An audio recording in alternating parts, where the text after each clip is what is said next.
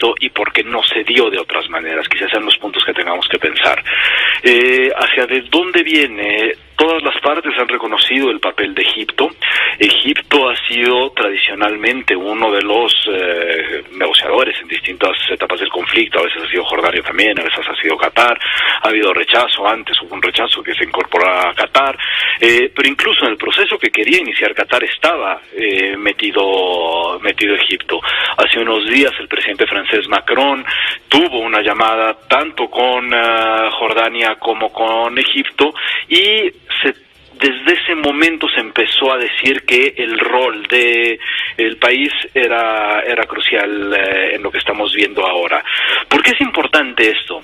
Porque al final se logra un cese al fuego por uno de los actores tradicionales que al mismo tiempo tiene, desde 2007, cuando Hamas ocupa el control de Gaza, le impone un bloqueo y controla el acceso de prácticamente la mitad de los insumos que lleguen a la región. ¿Qué es lo importante en paralelo fuera de este acuerdo? Que este cese al fuego fue negociado por un actor ante la incapacidad del Consejo de Seguridad de Naciones Unidas, gracias al veto de Estados Unidos, de que se llegara a algo. Pues un poco de negociaciones, digamos, tras bambalinas, a espaldas, un poco no ocultas, entre España y este líder, y finalmente llega a Logroño. Logroño es la capital de la comunidad autónoma La Rioja, la más pequeña comunidad autónoma en el territorio español peninsular. Tiene aproximadamente 300,000 habitantes, son 5,000 kilómetros cuadrados, es muy pequeña. Entonces, bueno, esto también minimiza un poco el tenerlo, digamos, en este lugar y no en Madrid o en Barcelona, ¿no?, que llamaría mucho más la atención. A esto se suma la relajación del control de fronteras por las autoridades marroquíes, derivado un poco en una represalia por haber acogido a este líder que pues está en contra, ¿no?, del gobierno marroquí, pidiendo pues la liberación del territorio de la República Árabe Saharaui. Por eso la ministra española está levantando la voz y diciendo que Marruecos está incurriendo en una grave irregularidad al relajar estas medidas a las que te refieres, Mónica, y permitir sin restricción que los indocumentados quieran entrar al territorio español en la zona de Ceuta. Dice que es una traición, es una advertencia, que es un chantaje. Correcto, Pepe, así es como tú lo apuntas. Y bueno, también ha habido cruces a la zona de Melilla, otra ciudad autónoma española en el territorio africano. Que se podía tener aperturas escalonadas y cuidadosas en semáforo amarillo con profesores no vacunados, y sin embargo, digamos, este anuncio pues toma de sorpresa.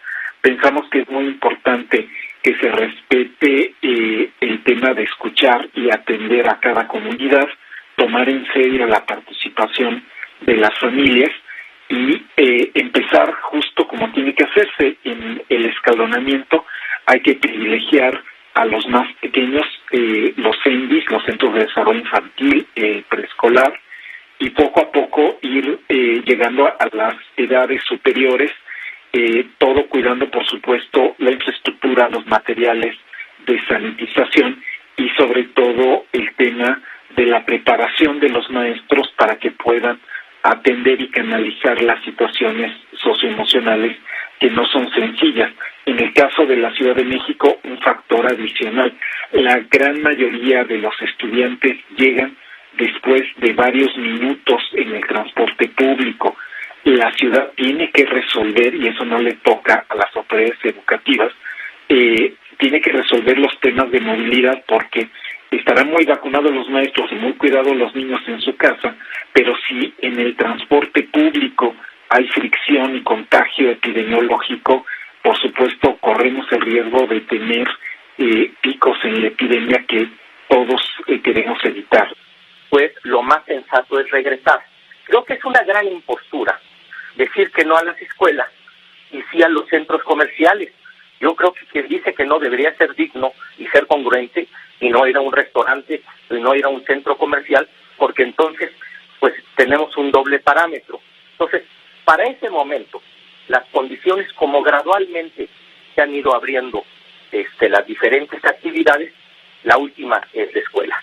También quiero comentar que somos de los últimos países en el mundo que ha tardado en abrir su sistema educativo.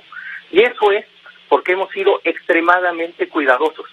A diferencia de Estados Unidos, Francia, España, muchísimos países, ellos abrieron incluso en semáforo rojo, incluso en el equivalente al anaranjado de nosotros. Nosotros estamos regresando en muy probablemente el verde o muy cercano, estamos regresando con la población vacunada y estamos regresando con una estrategia pedagógica y psicoemocional muy clara. Entonces, a eso obedece la decisión. Y por el otro lado, también quiero comentar, nosotros tenemos el diálogo con los especialistas. De hecho, si me permites, no se me hace un poquito ofensivo, porque en la Ciudad de México tenemos 5 normales con grados de doctorado, donde ofrecen grados de doctorado. Yo mismo soy maestro en una de ellas en el doctorado. Entonces, decir que hablar con los especialistas nada más por hacerlo así y descalificar el diálogo con la comunidad educativa, no creo que sea correcto. Estamos ahorita solicitando la Fiscalía de Investigación para que la Fiscalía de Justicia del Estado de Tamaulipas, inicie las carpetas de investigación, los procesos correspondientes respecto a la solicitud de una emisión que todos sabemos, una orden de aprehensión en contra del gobernador Cabeza de Vaca. Fue votado el día de hoy precisamente en el Pleno por 24 votos a favor. Y te puedo decir que en Tamaulipas existe la gobernabilidad, los poderes siguen trabajando de manera normal, nosotros seguimos cumpliendo con nuestra función. Y yo creo que está muy claro que hay una declaratoria de procedencia en el cual el Congreso tamaulipeco el pasado 30 de abril optó por no homologar un proceso que a todas luces, a criterio nuestro, viene viciado y eso es parte de lo que te puedo comentar al respecto. Ahora, el Congreso de Tamaulipas ha aprobado una iniciativa para demandar ante la Fiscalía del Estado y ante la Fiscalía General de la República al juez que ordenó girar la orden de aprehensión contra el gobernador Cabeza de Vaca. Así es, solicitamos obviamente por el ámbito competencial a la Fiscalía General de Justicia del Estado de Tamaulipas que inicie las carpetas de investigación o procesos que sean correspondientes respecto precisamente a esa emisión, esa solicitud de orden de aprehensión en contra del gobernador Cabeza de Vaca. Presentó denuncia también ante la Fiscalía de la República en contra de los servidores públicos o quienes hayan participado en esa solicitud de emisión, en su caso, para la ejecución de la aprehensión del gobernador tamaulipeco. Cántara establece que hay fuero del gobernador y por lo tanto no se le puede girar una orden de aprehensión. Aquí el juez que lo hizo está violando gravemente la Constitución y el proceso judicial, y el gobierno, al estar alentando esto, está actuando de una manera equivocada, errónea y provocadora. De tal forma que si hay que criticar a presidentes del pasado como Enrique Peña Nieto, y en su momento se le criticó por meterse en la elección de 2018 y usar a la entonces PGR contra uno de los candidatos, lo cual fue muy desafortunado y alteró el resultado. Creo que lo que está haciendo el presidente López Obrador no tiene nombre, se ha excedido, ha actuado igual que el pasado, que tanto criticó, y me parece que esto es una situación muy preocupante lo que dijo hoy el senador Ricardo Monreal, que tradicionalmente ha sido un hombre sensato, prudente, y hoy salió a decir que había que desaparecer poderes en Tamaulipas. Me parece algo inédito lo que está ocurriendo en estos días, Pepe. Un asunto delicado como delicado lo que está pasando, por ejemplo, en Valle de Bravo. Seguramente estás enterado lo que sucedió con Sudiquey Rodríguez, una velocista olímpica, candidata de la coalición PRI-PAN-PRD a la presidencia municipal de Valle de Bravo. Estaba en un meeting en la cascada del Velo de Novia en Avándaro, un lugar bellísimo, cuando se le acercaron 2 personas y le dijeron, pues párale, se la llevaron, la amenazaron de muerte, regresó y tuvo que renunciar. ¿Eso no es violencia? Eso es violencia política, eso es amedrentamiento, eso es lo que está haciendo el crimen organizado en muchos lugares del país.